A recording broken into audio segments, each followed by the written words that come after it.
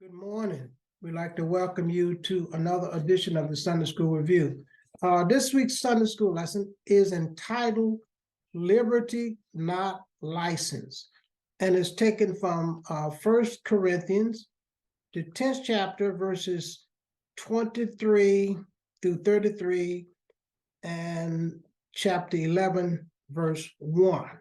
Now, Paul is writing this letter to the Corinthians, and he is writing in response to a problem in the church, and he's going to offer some solutions there. Now, Corinth was a multinational city. In other words, there were several nationalities, and there were different religions and beliefs.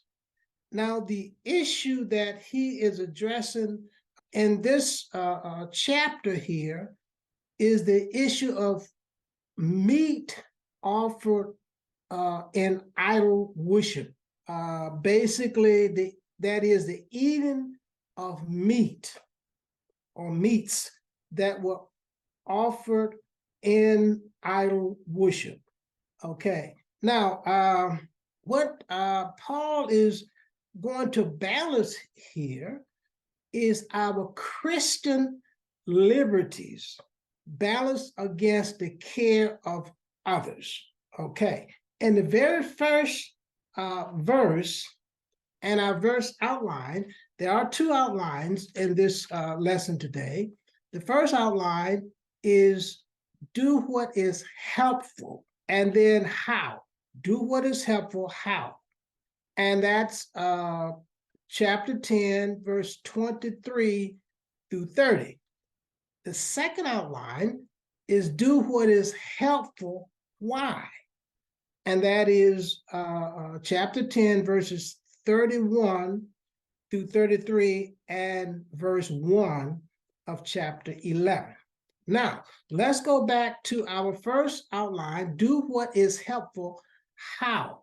And the very first verse, Paul is saying, all things are lawful to me, but all things are not expedient. Okay, all things are lawful to me, but all things edify not. Now, what does Paul mean? What is Paul talking about when he said all things are lawful, but all things are not expedient, all things are not wise to do? All things are lawful, but all things do not edify, edifies not. Okay, so what Paul is saying that, and it's talking about Christian liberties. In other words, he's saying, I am free to do all things, all lawful things, but it's not why as a Christian. And this is what we have to think about. Okay, we can't live by the world's standards. As Christians, we cannot live by the world's standards. For example, I'm gonna give you a couple examples here. Okay, in my state, the state that I live in, gambling is legal. They have what we call casinos. And if so long as you're over the age of 21, you can go into casinos and you can gamble. Yeah, also in my state, recreational marijuana, weed, is legal so long as you are over the age of 21. Okay, those things are legal where I live, which means they are lawful.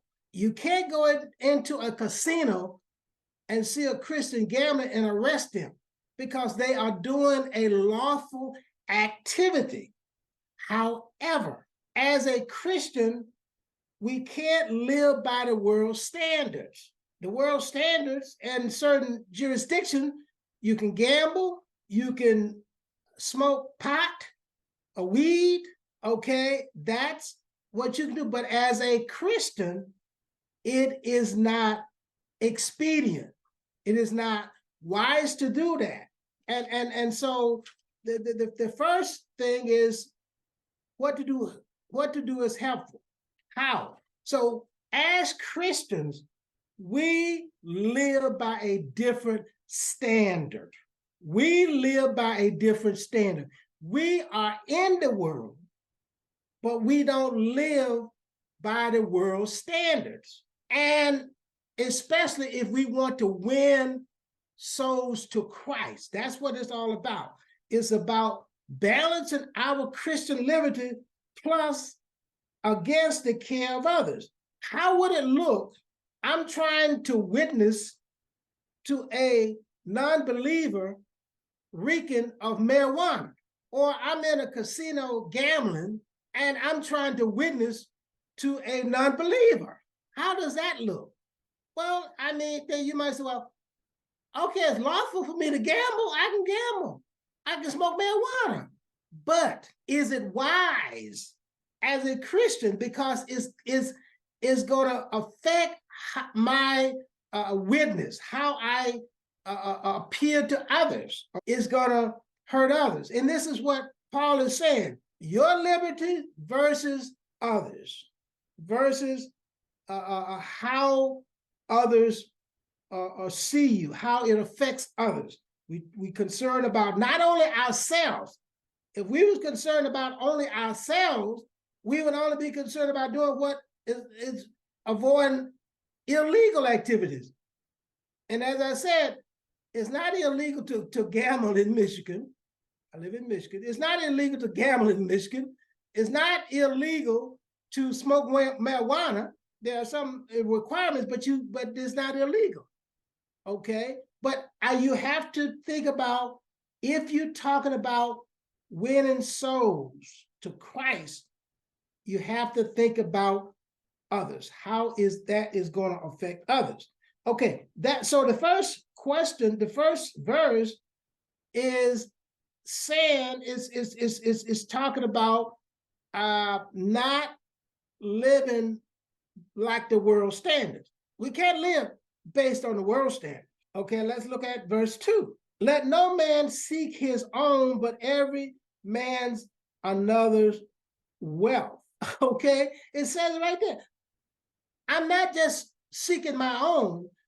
I'm not only cared about myself only, but I may have to restrict my liberty at the expense of others. It's about others. It's not all about self. Verse 2, the second verse, let no man seek his own, my own, I'm looking for my own interest. No, but every other man. I'm concerned about my brother, not my actions, not causing my brother or sister to stumble. Okay, that's what I'm concerned about. That's what Paul is telling them. This is the problem that, as I said before, let me recap the issue. The issue that these Corinthians wanted Paul to address was meat offered in idol worship. Whether they, eating of meat that was offered in idol worship. As I said, it was a multinational city. There was many nationalities, there were many religions and many beliefs. And they had, and we're going to talk about it in this lesson, they had festivals and they offered meals. And sometimes the meat was offered to idols. Okay, and Paul is going to address that later on. Let's look at 25. It says, whatsoever is sold in the shambles, that eat, asking no question for conscience sake. Now, in this says whatever sold in the shambles. Now that is the marketplace, okay? Whatever sold in the store, whatever sold in the marketplace, that you eat, asking no question for conscience sake. So let's go to 26. It says here, for the earth is the Lord and the fullness thereof, the earth is the Lord and the fullness thereof. So everything is good. You remember the occasion I believe it's in Acts when this sheet was let down from heaven, and Peter, before Peter, and all type of beasts and everything was in there, and the Lord, the voice said, Peter, rise, slay, and eat. Peter said, no, no, I've never eaten anything common or unclean. And the voice says, what I have cleaned, don't call common or unclean. So the bottom line is, everything is from the Lord. It said the earth is the Lord and the fullness thereof. So everything he provided is good. You may not want to eat it, but it's good. And that's what the voice told Peter, don't call anything that I've cleaned common or unclean. So that gives us, we can eat anything. I mean, you're blessed and you eat it. So 26 says, everything's come from the Lord and it's good. That's the bottom line. Okay, 27, let's go there. If any of them that believe not bid you to a feast, let's catch it.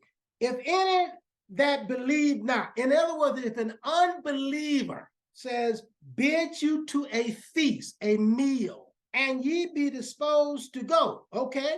If an unbeliever invites you to a meal and you go, that's what it says, 26. Let's 26. Whatsoever is set before you, whatever food they set before you, eat, asking no question for conscience sake. You don't say, well, where did this meat come from? No. It says, whatever is set before you, eat it, and don't even question where it came from. In that case, you can eat it. Don't ask any question. Where did it come from? No. Whatever is set before you, eat. Don't ask no question. Okay, that's the first example. Can you eat that meat? Absolutely. That's what it says. Let's go to 28. But, says but if any man say unto you, this is offered in sacrifice unto idols, eat not, for his sake that showed it, and for conscience sake, okay, for the earth of the Lord and the fullness thereof. Okay, in other words, they set the meat before you. That's 28. They set it before you and they say, this was offered to idols. In your mind, you know that is good. But in this particular situation, you do not eat it. For conscience sake, that's for his conscience sake, not for yours. It says, let's look at it. Do not eat for his conscience sake. So the two examples, someone, a non-believer, offer a meal to you, a feast or a meal, and don't say where it came from, don't ask, you can eat it. If he tells you, 28 says, if he tells you that this was offered to idols, do not eat it for his conscience sake. But you know in your heart of heart that is good. But for that, in that instance, don't eat it. Okay, 29. Conscience, I say, not thine own. That's what it said. Not thine own. Not your conscience, but of the other, but his conscience. For why is my liberty of another man's conscience? Okay, so basically what it's saying is that he offered a meat, he said it was offered, don't eat it for his conscience sake. That could offend his conscience. Oh, this I told him it was offered out and he's still eating it.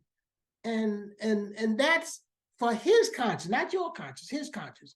So what is saying is, you don't do it, so my liberty is being restricted. Okay, I'm giving deference to him, not me. I'm not eating it because my conscience is bothered. I'm not eating it so that his conscience would not be bothered. I'm refusing to eat it. Yes, I'm refusing to eat it, but for his sake, not my sake. And it says, so why are you restricting what you can eat? So that you may win others, or not to cause him to stumble. Not you, him. That's what you are doing.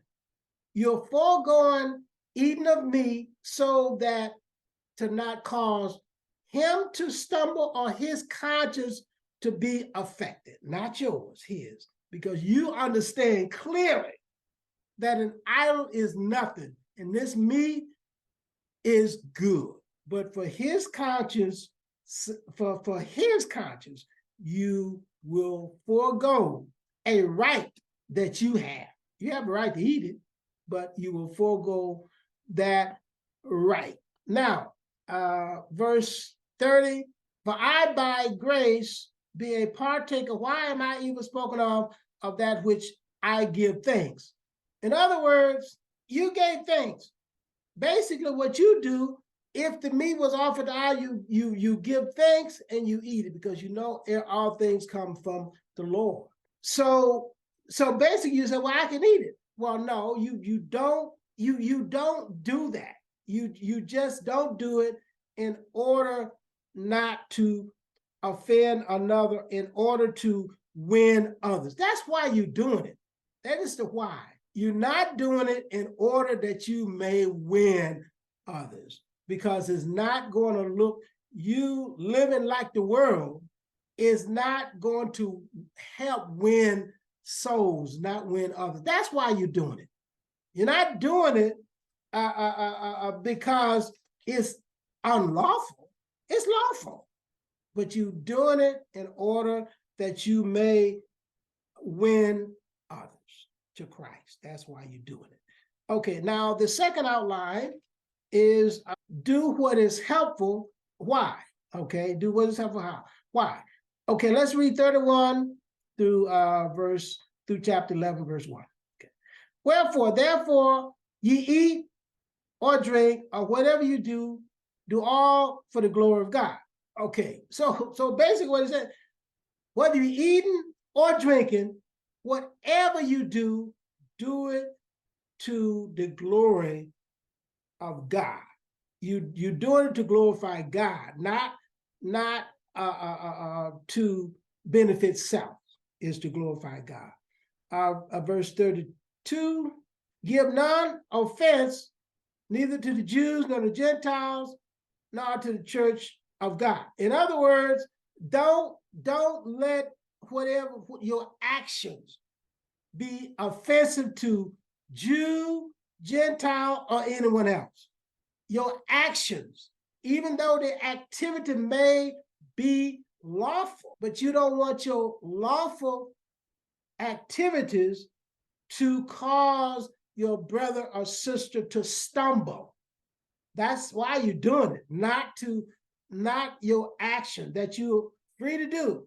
I mean, you have liberty, but you don't want to use your liberty to cause someone else to stumble. Verse 33, even as I please all men in all things, not seeking mine own profit, but the profit of many, that they may be saved. As I said, that's why you're doing it. Not seeking my own profit, my own benefit, but the profit of many.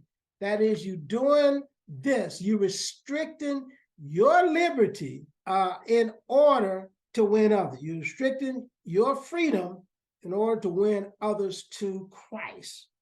That is why you're doing it, in order to win others to Christ. And the last verse, verse 1 of chapter 11, be ye followers of me, even as I am also of Christ. In other words, Paul is saying, follow my lead. Follow my lead. In other words, as Paul gave the solution to this issue of eating meat offered to idols. And as I said, I'll just recap it real quick. The issue was, all things come from God and it's good. If an unbeliever invite you to a meal and you eat anything that's put before you, ask no question. Don't ask, where does meat come from? You can eat it. Let's say he didn't tell you it was offered to idols, but it was. It don't matter because the idol is nothing. You didn't ask him, he didn't tell you, eat it. But if he tells you that was offered to idols, don't eat it for his conscience sake. Even though you said, well, I'll bless it and eat it. No, don't eat it. Limit your freedom to eat that. Limit your freedom in order that you may win the brother or sister, that you may win others to Christ. So Paul is saying, follow my lead. As Christians, we live by a different standard. We don't live by the world standard. The world standard, as I said already, that the world standard is you can gamble, you can go to the places, you can go to the casino, you can gamble all night long. Matter of fact, I think they stay up 24 hours a day. You can gamble. You can smoke marijuana in most jurisdictions, recreational, not medicinal, recreational, and do other things that's not expedient, that's not wise, but it's lawful. In other words, as they call these are the gray area. The Bible don't specifically say, well, don't do this, but it may be a gray area. So those areas which is legal for you to operate in, but as a Christian, we live by a different standard, not the world standard. And that's how Paul addressed that issue of the eating of meat and why. Don't do it. Okay, limit your freedom in order to win others to Christ. And that's our lesson today. We'd like to thank you for watching. We ask you to join us next week for another edition of the Sunday School Review. Thank you.